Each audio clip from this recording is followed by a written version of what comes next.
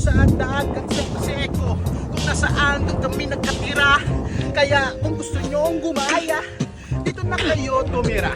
Sa Paseco na kay ganda, ang sarap maligo, ang sarap bumaligtad kung ano-ano pa. Yeah! Undak po, undak po, undak po.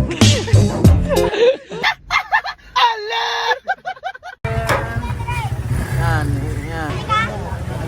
Video mo yan. Yan mga kasama namin sa hanap buhay yan. Matitino mo yan, matitino. Yan. Hi vlog! Welcome to guys, Alap in the house.